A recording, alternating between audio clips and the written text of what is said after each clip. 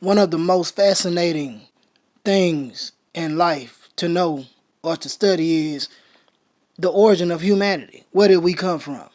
There are so many theories. Theory, that means it's not proven. But there are so many stories, myths, theories about where we come from.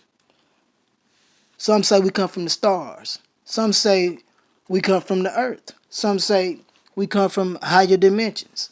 Well, let's just listen to different perspectives of many different brilliant minds, including the Lama from Tibet, Tuesday Lab saying rapper. We're going to listen to a book audio coming from his book, The Tibetan Sage, and also we're going to listen to Dolores Cannon concerning the origin of humanity. It's going to be a lot of controversial information that must be challenged. Let's take off with it, y'all. So did y'all know Disney Channel made their stars in a lab? The more I talk about this, the more you're gonna think I'm a conspiracy theorist, but watch this. So the stars that we see on TV are actually grown right here? That's correct. They're grown and developed here. We engineer their brains for advanced singing and dancing capabilities, even posing for photos. By the time they grow to desired size, these child stars are fully ready for the camera or the concert tours or whatever Disney chooses to put them in. Bruh, I'm not gonna lie, that just destroyed my Disney Channel childhood. Can't even look at Disney Channel the same no more. I know y'all just seen that. What do y'all think about that? But y'all probably like, no, that's not real, that's not real. It'd be like y'all quick to call something a conspiracy when it's right in front of your face. As much as y'all want to deny this, but then y'all already know they trying to replace everything with artificial intelligence and AI, which they've been doing it for years. They've been doing it to rappers and celebrities. If you don't believe me, Tom McDonald has came out with this song called Clone Rappers. If you go tune into that, he will basically tell you everything what they do to these rappers. And y'all want to know what really made my stomach turn upside down? Is when they said Zac Efron was grown in the lab. This guy that played in my favorite movie, High School Musical. Take a look at this. Yes, Zach was actually one of our earliest My models. daughters love him. I mean, he looks so real. Actually, I think we could have done a better job with... Hold on, did I just hear that? Because I know I ain't the only one who just heard that. Go rewind that if y'all didn't catch what he said. Honestly, I ain't even gonna lie, that's just messed up. But look, bruh, everybody that's watching Disney Channel, you don't even know if you looking at the person is real or not. Psst, we in the Matrix. That's why, and some of you here know that I talk a lot about the Anunnaki, these Atlantean beings that came here in the distant past and genetically modified the existing hominid. They didn't create people, they modified people. In 2013, the U.S. Supreme Court says human DNA cannot be patented. Human genes cannot be patented, but artificially copied DNA can be claimed as intellectual property. The U.S. Supreme Court has ruled unanimously. You can't own human DNA, but if it has been altered, you can own it. Think about that. This is one of the big things when people say, oh, the Anunnaki created us. Not really. If you really analyze the text, and I'm not just talking about Sumerian text, you have to go into several different versions of text, the Enuma Elish and Seven Tablets of Creation, the Atra Asis epic, the Epic of Gilgamesh. You go into the Emerald Tablets. You discover that there was already a hominid here and it was genetically modified. That was our cousin before Homo sapiens existed. What did they do to us to make us into this slave race to do the work for them? They disconnected our DNA. That's what you have called now junk DNA. It's not junk, guys. It's unplugged DNA. Why did they unplug it? Because our cousins, unlike you've been taught, were way smarter than us. I'm not talking technologically smarter. I'm talking about spiritually smarter.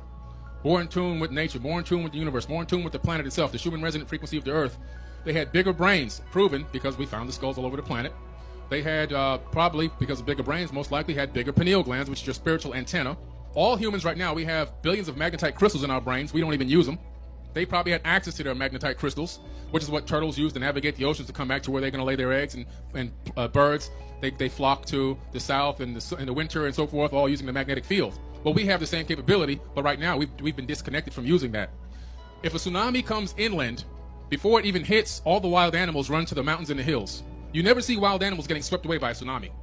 But you see people, we just stay right out there. And we're taking, look, the tsunami's coming. I'm live on Instagram. In your opinion, is there any evidence that suggests that the Anunnaki actually created human beings? In the poem, the god Ea, also known as Enki, creates a Lulu, the first man, to be a helper to the gods. As the poem states, when Ea Enki the wise had created mankind, had imposed the toil of the gods on them. This is similar to the biblical text where it states, God said, Let us make man in our image, after our likeness. See what I'm saying? He ain't gonna never step to you. Even in your weakest state, Zeus ain't gonna never step to you. He's gonna come through you through situations, places, and events. Now your ancestors will do that too, but it's different with your ancestors. They not trying to harm you. But for Zeus, if you want to call him Satan, he starting shit, but hiding his hand. Okay? So you gotta understand, he was a scientist. He was a geneticist. If you go read the story of Yakub, which is him again,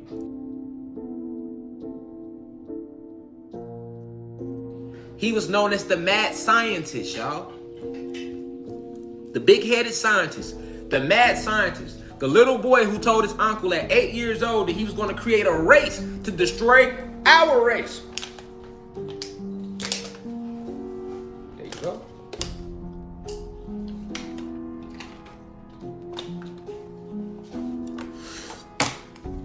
So, when he was separating the brown germ from the black germ in his science labs, when he was going to kill our animals, certain creations that other gods and his goddesses had created to build up the planet, he was killing dogs, killing wolves, killing lemurs, trying to kill, you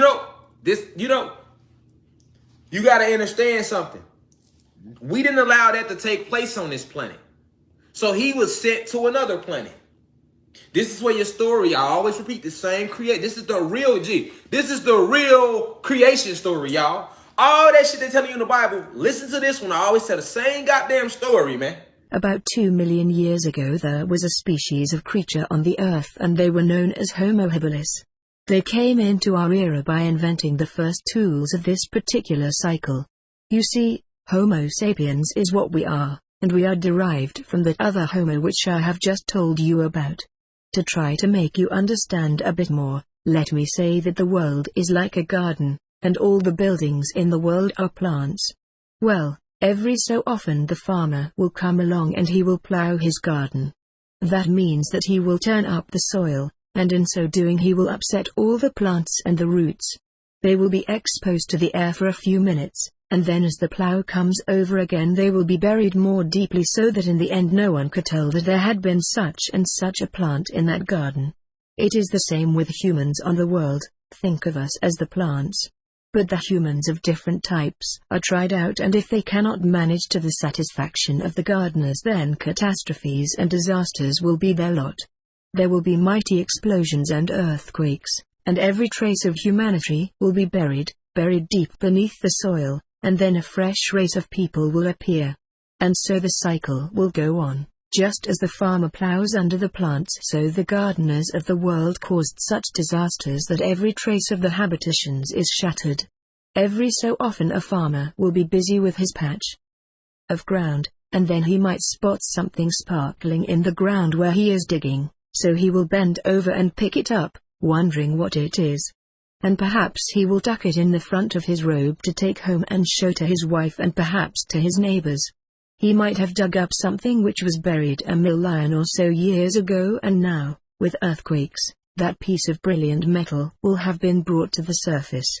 Sometimes a piece of bone will be discovered and the farmer will spend perhaps a couple of minutes wondering what sort of creature it came from, because there have been some very queer creatures on this earth. There have been women, for instance, with a purple skin and 8 breasts so side just like a pregnant bitch. I suppose it would be quite useful to have the 16 breasts, but that race died out because it was impractical. If the woman had given birth to a lot of children, her breasts would have become so pendulous that she would hardly be able to walk without falling over, so that race died out. And then there was another race whose men were about 4 feet tall, none taller than that, and they were born horsemen, not like you who can hardly sit on the tamest pony we've got, but these were extremely bow-legged and they had no need for stirrups or a saddle, or anything like that. Their natural body conformity seemed to have been designed especially for horse riding. Unfortunately the horse hadn't been invented at that time. He led me into what we had come to call the world room, and we sat down at the little corner which we called the console. It really was a marvelous thing. This simulacrum of the world looked larger than the room which contained it, which everyone would know is impossible. But the Lama divined my thoughts, and he said, "Of course, when we come in here we come under the influence of the fourth dimension, and in the fourth dimension one can have a model which is larger than the room that contains it if that room be of the 3 dimensions. But let's not worry about that, let's worry about this. What we are seeing in this world is the actual happenings of the world in years gone by, something like an echo. You go and make a loud noise in an echo area, and you get the same sound come back to you. Well, that is a very brief idea of what this is. It's not strictly accurate, of course, because I am trying to tell you in the 3 dimensions what there is in the 4th and 5th. So you will have to trust your senses as to what you see, and what you see will actually be quite correct." He turned around again, and then said, "We have seen the formation of the world, we have seen the very first creatures, hominids, to be placed on this world, so let us start this at the next stage." The room darkened and I felt myself falling. Instinctively I grabbed the Lama's arm, and he put an arm around my shoulders. "It's all right, Lobsang, you are not really falling, it's just that your brain is changing to accept 4 dimensions." Now the falling sensation stopped, and I found myself standing in a shockingly frightening world. There were huge animals there of an ugliness unsurpassed by anything I had seen before. Great creatures went by, flapping through the air with the most hideous sound. It sounded like cold unoiled leather. Wings which could barely support the body of the creature. But these flew around and occasionally one went down to the ground to pick up a piece of food which had fallen from some other flying creature. But once down, they stayed down, their wings weren't sufficient to get them in the air again, and they had no legs with which to help themselves. Indescribable noises came from the marsh to my left. They were shocking noises, and I felt sick with fright. And then, quite close to me, out of the muck of the marsh, there emerged a tiny head on top of a vast neck. The neck must have been about 20 feet long, and there were many underwater struggles before the thing dragged itself ashore. It had a round body, and then a tail which tapered to balance the contours of the neck and the head. But as I was looking at that thing, and afraid that it might be looking at me, I heard horrid crashes and cracks as if some vast thing was charging through the forest and snapping off tree trunks like we would snap a straw. I caught a glimpse of the largest creature I had ever seen. The Lama said, "Let's go on a century or 2 and find when the humans first came." I seemed to doze or something because when I looked at the globe again, no, of course not, I was on the globe, I was in the globe, part of it. But, anyway, when I looked up again I saw some horrid-looking creatures marching along. There were 6 of them, and they were beetle-browed with hardly any neck, and they each carried a great chunk of tree as a weapon, tapering to a hand grip at one end and the other end having a nice knot or burl which would be stronger than the ordinary wood of which the trunk was composed.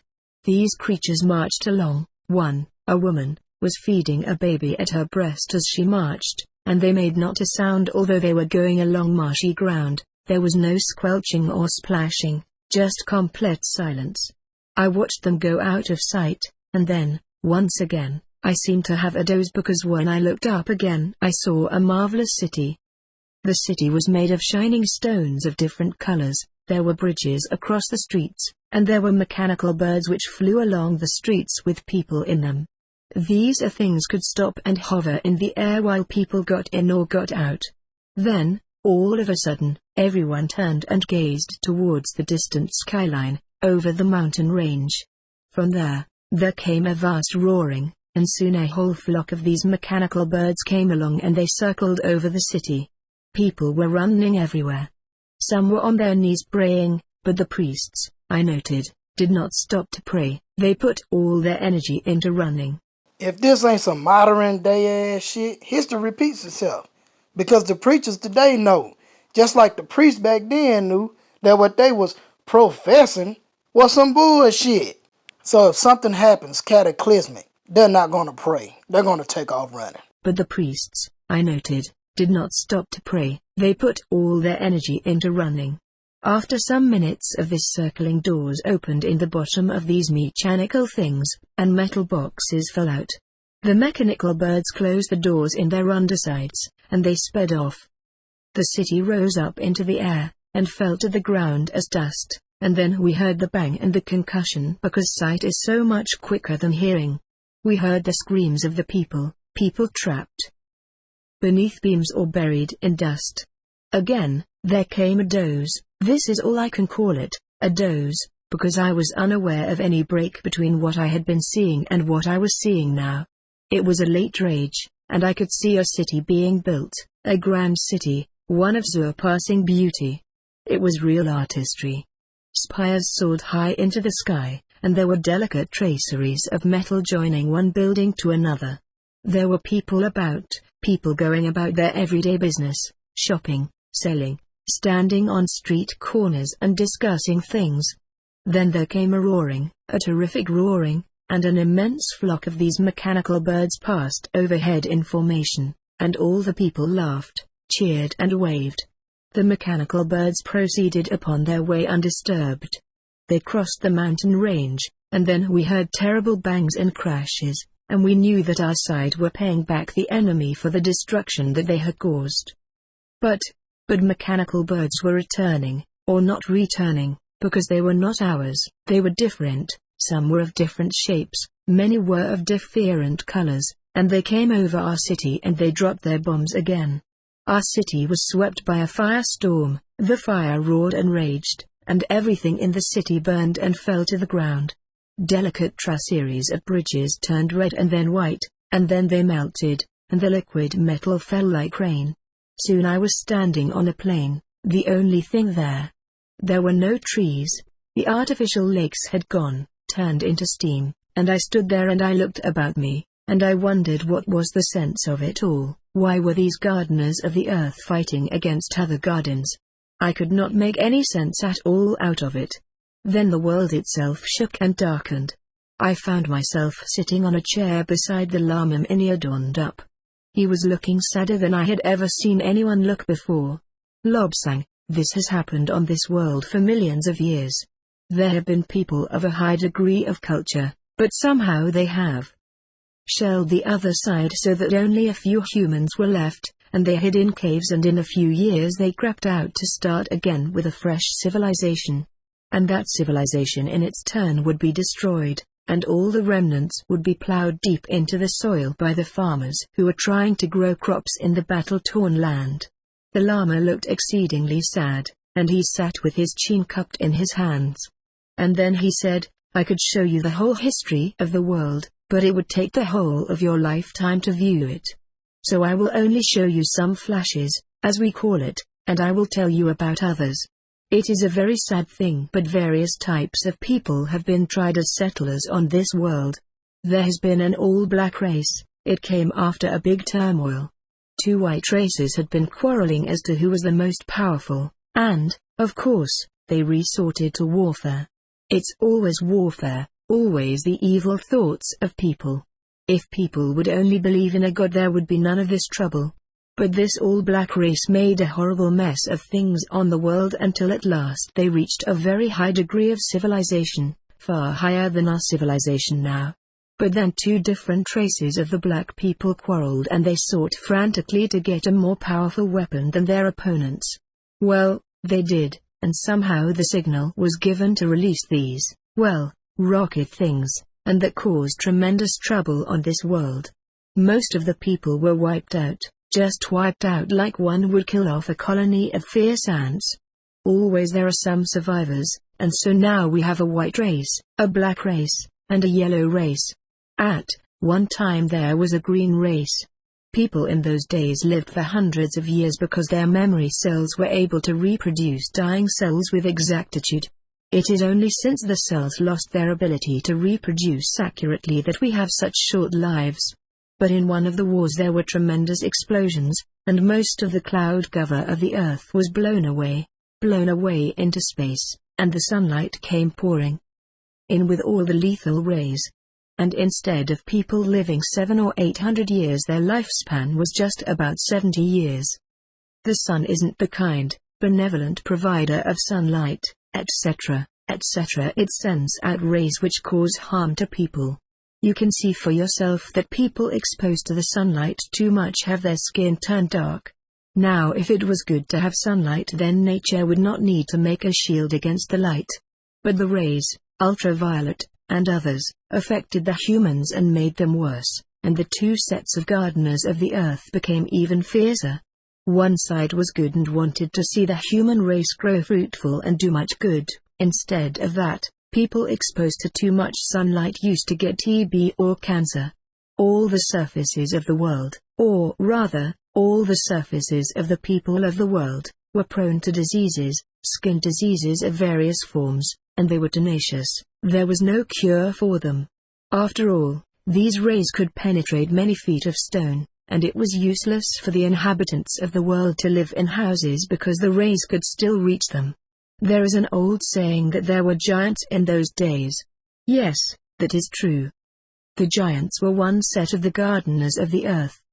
They stood 2 or 3 times the height of the average human, and they were slow-moving, somewhat lethargic, and did not like to work.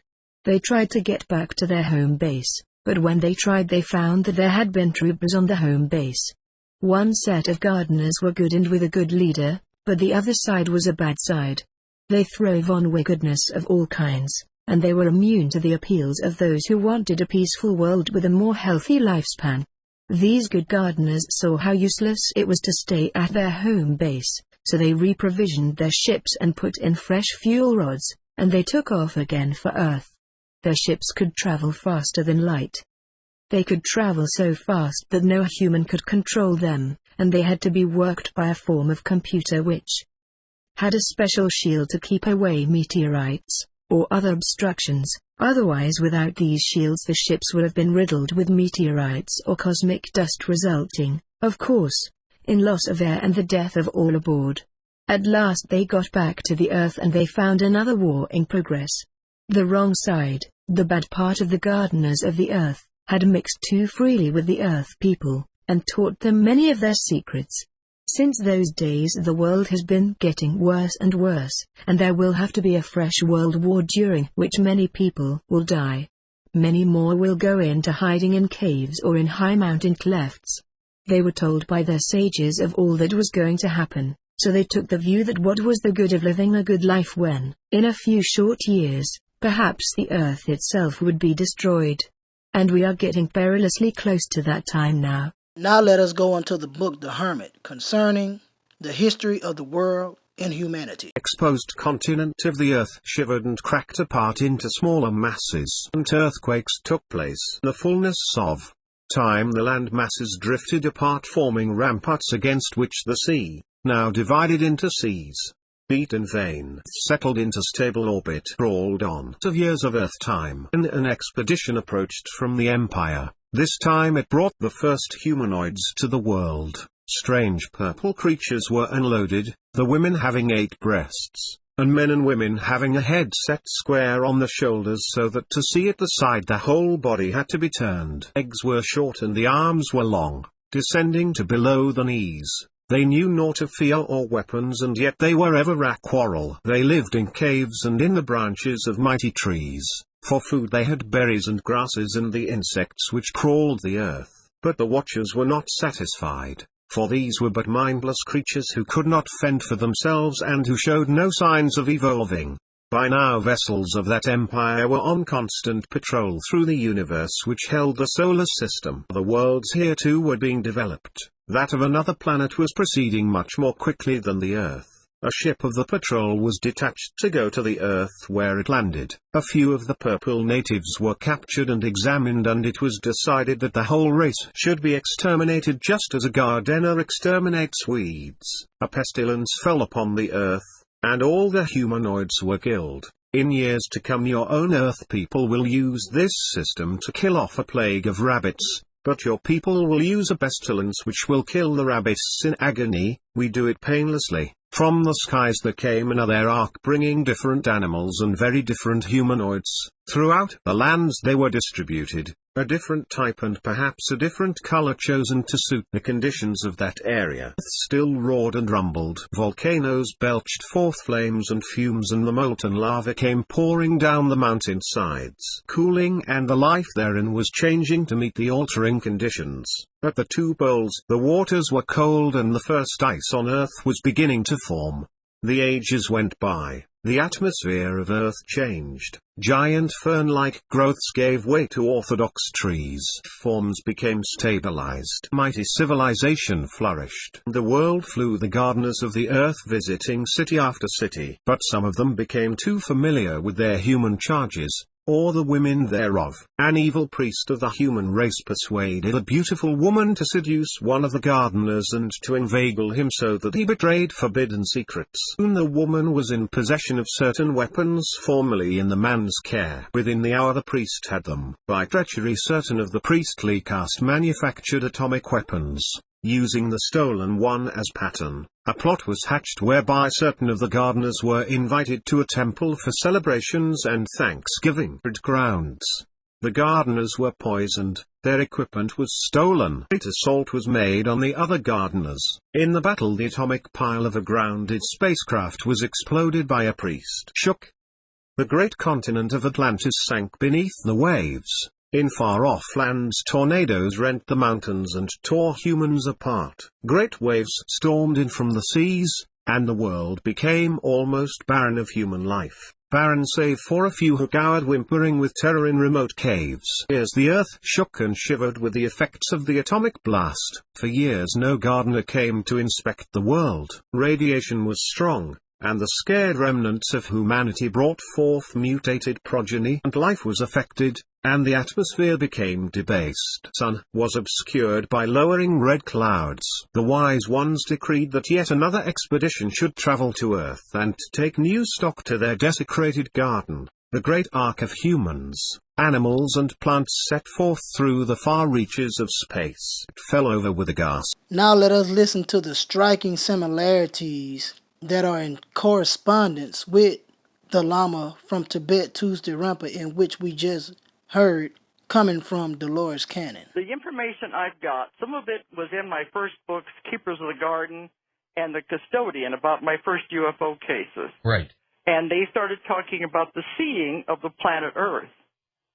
That meant that when life began on Earth, and this is the part that might be controversial to some people, was that the ETs are responsible for life, all life on Earth. This means plant, animal, and human life on Earth. That's how long they've been monitoring us and taking care of us.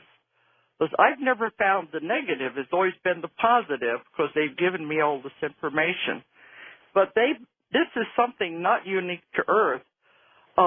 They're called, the ones that began it all were called the archaic ones. This was ancient, I mean eons and eons ago.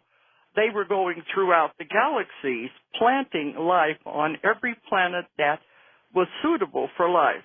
Was it almost like their job, their mission? Yes, it definitely was, and this was something went on for a long time. There were generations of them. Some had to do, I have had people go back to past lives when they were some of these groups, and that's where I've gotten the information from. There were what were called the planters, the ones who had to do the seeding, and the seeding was on a cellular level. And then there were also the recorders, the ones who had to come and keep records of what was growing and what was not. And then there were others that had to weed things out, so they all had different jobs. Now, so did none the of them seeding stayed here all the time. They just came and went. Well, Zecharia Sitchin has always talked about the possibility that we were genetically altered. And yes. You know what? It could be very similar to what you're hearing. Well, other people have talked about Zechariah's work, and I know Zechariah. He's a very fine gentleman. But they've talked about his work in comparison to what I've found. What I have found is the Sumerian tablets, that his information came along at a later time in Earth's history. Mm-hmm.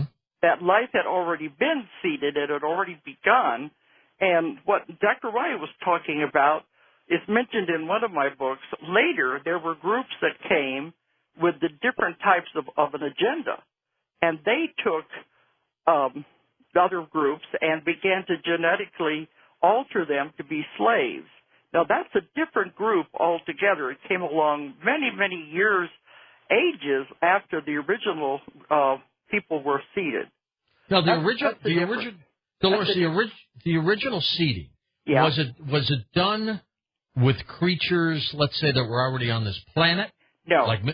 Okay, so it's so they began everything. I've had some of my clients go back to when the oceans were made, when the plants were first beginning to grow. See, in the beginning, Earth couldn't hold life. Nothing could grow here. It was all volcanoes exploding, ammonia in the air. Nothing could live. So the first thing that had to be done would be to clear the air and, change the gas contents into oxygen so that we would be able to have life begin to form of any kind. Once that was done, then plants were brought in. But it was all begun on a cellular level, single-celled organisms. They brought them, this is what they meant by the planting, to see if it would begin to form and develop into a multi-celled organism. Didn't matter what kind it was, as long as something began to grow in the primeval soup, the environment of the planet. So they didn't care what it was. But they said life is so fragile, you have no idea how important life is. Sometimes they would come back to check on it and find that even though it began to clump together and form something, it would fall apart, and the planet would be lifeless again. So then they were, they'd have to start all over again or just say, well, this planet is not going to work. So they had to first get plants. Before you have animals and intelligent beings, you have to have something to eat. So the first thing was to grow the plants. Then the animals were also brought in. Many of them were brought from many other planets throughout the solar systems, the galaxies. They have traveling zoos, really, on these ships. Is that kind of like the Noah's Ark story? Yes, it is. Because they would bring these from many different places, and sometimes they had to genetically alter them so they could adapt to life where they had to leave them. And it was done simple at first, and then became more and more complicated. This was a huge scientific experiment, I guess you would say. Where did they come from originally, Dolores, those that came to seed the planet? Everywhere. You'd be amazed. They said that was their specific mission, and many of them lived on the craft. They never went back to the original planet. Some of them had their families on board these crafts, and they just went throughout the galaxies doing this work. It was their assignment. But I've had other people go back to lifetimes on other planets where they were living lives, they were working in laboratories. They came from everywhere. And in my work, I have found, hundreds of different types of ETs. They're not just a few. And they all have different jobs. I've had people go back to the source when they were created. This is what they call it, the source, what we call God. Now, to accept everything I'm saying, you have to also understand about reincarnation, and, those are also controversial beliefs. But I've had many people go back to the beginning when they were created. And this is also in my books, their description of what God is and where we all came from. And so the ETs also came from God. See, that's what we don't understand. You just don't live a body as a human. This is only one school that you go to, and that's all it is, a school. You learn lessons. You've also had lives as ETs, if you want to call them that, aliens on other planets and other dimensions. And I've had some go back to where they've gone past ETs to where they were beings of light. So anything is possible. But all of this they all came from God, because we are, the real you is your soul, your spirit. Sure. That is the part that was created by God.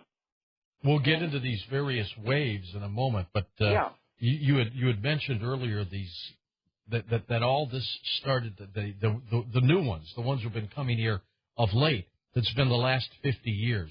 So there's a reason for that, isn't there? Yeah, we got plenty of time, so I guess I can build up to that. Is that okay? All right. All right, but one thing about God, the ETs, if you want to call them that, are closer to God than we will ever be, because they don't eat. You know, that's one of the things. Their organs have atrophied. They don't have to consume food anymore. These are certain types.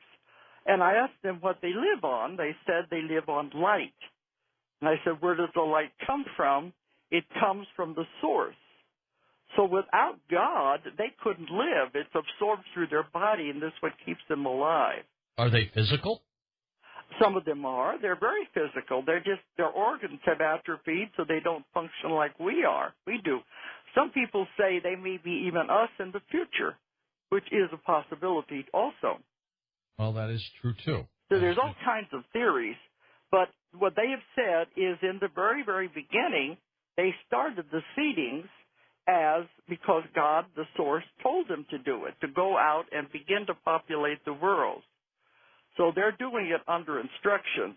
So you can say it's a creationist theory and the evolutionist theory combined into one. So neither one stands alone. It is a combination of the two. Were some of these giants as reported in the Bible? Definitely. That everything in the Bible is true to a certain extent.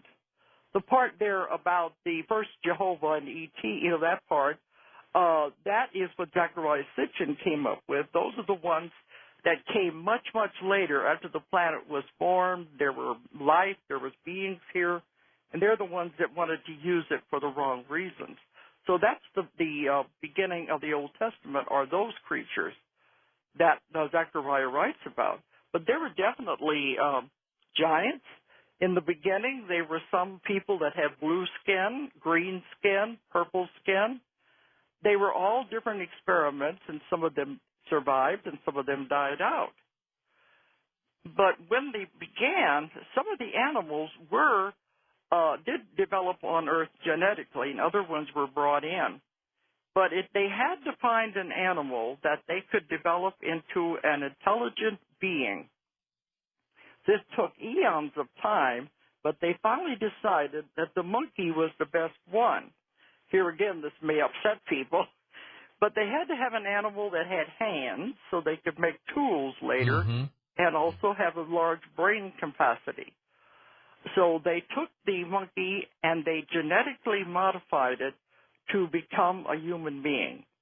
And they've told me the missing link will never be found because it jumped generations and species so fast from what they began with until what eventually became Homo sapiens.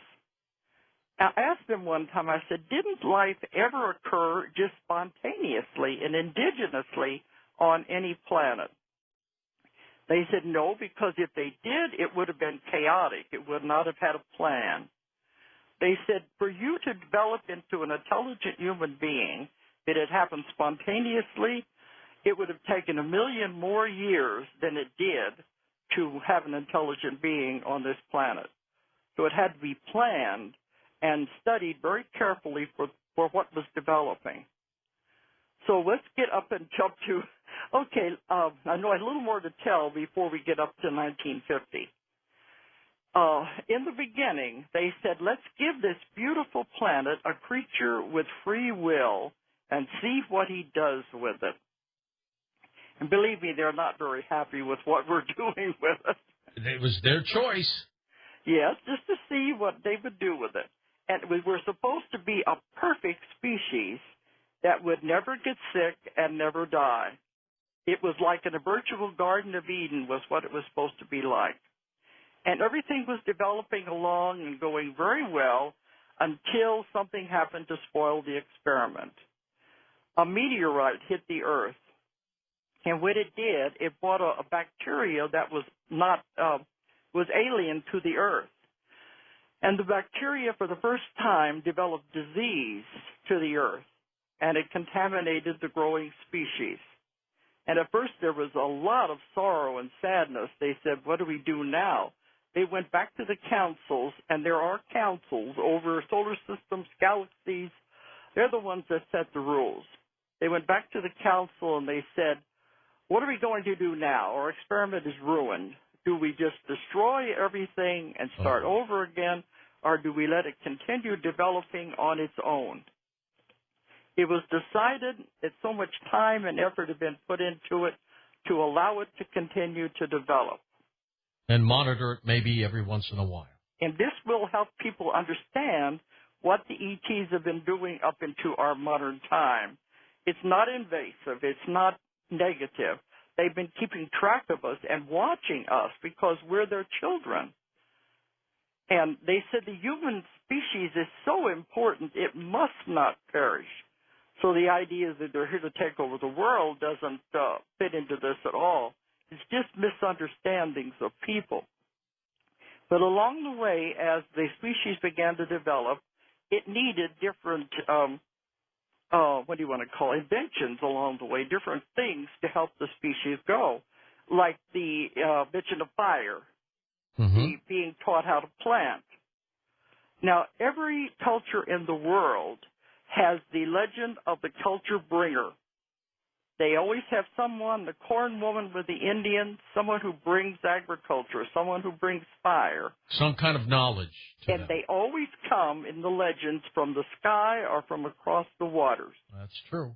These are the ones who came to teach the developing species. And they lived among them. And because they could live as long as they wanted, they were treated as gods. And these are the legends of the gods that have come down through us through all the cultures, were the ETs living among them, teaching them the different things. They knew the people here who were stuck in this cycle were not going to be able to solve the problem because that's where the violence comes from, that's where the wars, keep making the same mistakes again and again. So their plan, which I think was brilliant, was let's bring in other souls, pure souls who have never known Earth life, who have never been on Earth before, who have not known the violence and are not stuck in karma. Let's get pure souls coming in. Maybe they can do something to turn the whole cycle around. Are you following me? And when did they start doing this? Right after? Right after that, but about in the 1950s, early 1950s is when it all began. And what they did, they put out a call to the universe. Does anyone want to volunteer and come and help Earth? And they said they had meetings, and I've had many of my clients have gone back, instead of going to past lives, go to when they were having these meetings, and they were discussing it. Who wants to go and help? And they said, I got to say, I foolishly raised my hand and said I would go. Not a lot of takers, though, I bet, huh? Oh, definitely. But that's the problem. When you come into Earth life, you don't remember what you volunteered for. Everything is wiped out when you're born. But that's true of everybody. None of us know our past lives. We don't know why we came. We don't know our association with other people. So it makes it harder. But I asked them one time, would it be easier if we remembered why we came? We remembered what we were here for and our association with other people. They said it wouldn't be a test if you knew the answers. You have to come in just totally blacked out and start all over again and learn it as you go along. So I had people, instead of going to past lives, like some of them would go back to where they had never left God. They had never left the source. We all began there and went out and wanted to explore and wanted to learn. Some of them didn't. It's so beautiful there. And I can tell you what God is like. I can tell you all of that if you're interested. Well, we'll get to that. You want to get to that later then, or what? Yeah. Now, what? I'm curious with these. Okay, but some of them go back to Hold that. on, can you hear me? I'm curious with the waves of people. Okay, that's who what I'm came getting here. to now. Are they humans or ETs? They're humans, but their souls are either ETs or they have never had a body before. They've come direct from God. All right. But the ones who were ETs were those who were on spaceships, on planets, other dimensions, and they sent out the call. Because I've had people, while they're under, talking about when they came and what they left they were so happy with. They were happy on the other planets. They were happy when they were with God. And I said, then why did you come to Earth? They said, I heard the call. And this has happened time after time after time with my clients. They say, I heard the call. I knew I had to come. Earth was in trouble. I volunteered. Now, why would this be repeated through hundreds of people if there wasn't something to it? Now, what are the things they would try to do to help us? To live among us, to change us by living among us. Would they get involved politically? I mean, would we know? I mean, would there be one of them living next door to you, for example? Oh, very likely, because they look just like you. They have no conscious memory of where they came from. So they're not here to corrupt anything. They're not here to cause any problems. We don't want to go on a witch hunt looking for these people, because now there are tens of thousands of them all over the world. They said, finally, we have tipped the scale. We think we can save the earth by the sheer number of these souls that have no karma. They have no reason to, what I want to say, they really didn't have to be here at all. They just came. But that's where the three waves come in. And when I first wrote about this in Keepers of the Garden, that was 20 years ago. Now I get letters because the books are translated all over the world, and they all said, I didn't know that was what it was. I didn't know why I felt the way I do, and now I understand, and I can live with it. You said the first wave that many of them tried to commit suicide. How come? Yes, because they didn't like it here. They couldn't adjust. Okay, let me explain now. I don't know when you're going to go into another break here. Oh, you got time. What? You've got time. Okay. The three waves that I found. The first wave, that they must be now in their early 50s, their 40s or their early 50s, because the first one I discovered had just turned 30 years old, and that was 20 years ago, and I'm still in touch with him. Now, this wave, when they came in, these are the people, they don't want to be here. They don't like it here. They can't stand the violence. They want to go home, but they don't know where home is. They just know it's not here. They're very gentle people. These are not conspirators. They're not people who want to hurt anyone. They're just here to change by existing, by being here. So they are living among us just as ordinary people, but it's very, very difficult for them because they feel out of place. You can understand why. Mm-hmm. Because the ones I've talked to, and this is all over the world, they said they have a good family, they had a good jobs, but they just didn't want to be here. They wanted to go home. And many of them did try to commit suicide, especially in their earlier years, because they just couldn't take it here. Interesting. But after I worked with them and they find out why they're here, then they change and they said, all right, I may not like it here, but I'm going to do my job. This is the first wave of people. And I've run into them now all over the world when I lecture on this. Even in South Africa a few weeks ago, 2 women came up to me afterwards and they said, now I understand why I've felt like this all my life. Now I know what I have to do.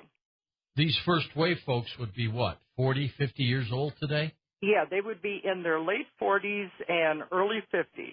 See, that would put it right after the atomic bomb. Right. The first wave began to come in. They had a very difficult time. They had a terrible time adjusting. The baby boomers. Oh, that's the third wave. Let's get into the second wave first. No. People in their 40s and 50s. Oh, 40s and 50s. Okay. Yeah. I guess that would be, wouldn't it? Yeah. About that age? They were the baby boomers.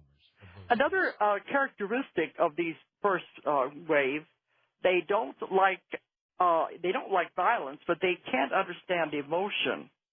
Anger and fear upset them and paralyze them to where they can't handle it. So many of them kind of remain as loners. Mm-hmm. because the whole emotional thing of Earth is just so chaotic. See, Earth is a very challenging planet, and they said you're very brave to come to Earth and want to experience what's here. We're here to learn emotions and limitations, and some people that's very difficult. But this new wave, can you imagine not having any experience in Earth and coming right into it? It'd be very difficult for them. Sure. And many of the ones I've talked to were suicidal, and some of them were on, antidepressants. But once we found out where it was coming from, they've gone off the antidepressants. Okay, the second wave are different. They are in their 20s and their 30s now. They're just below the age group of the first wave. Okay. I call them the antennas, the channelers, the generators. This is what they're called. They're different. They didn't have near the problem that the first wave did. They are here not to do anything. They're just here to be. Their energy that they generate in their body affects everyone they come in contact with. Can you see how this is going to help change the world? Are these people like healers? Well, they can be if they want to be, but most of them, they just live by themselves, or they work from home. They're very gentle people, but they say they could walk through a mall of people or a grocery store and affect everyone that they came in contact with. They're positive people. Very positive energy. Okay. And both of these groups don't want to have children. Now, when they come in, they said there's like a shield, I guess you would say, put over them so they cannot accumulate karma. It's to keep them from accumulating karma. And majority of them don't want children because children causes karma.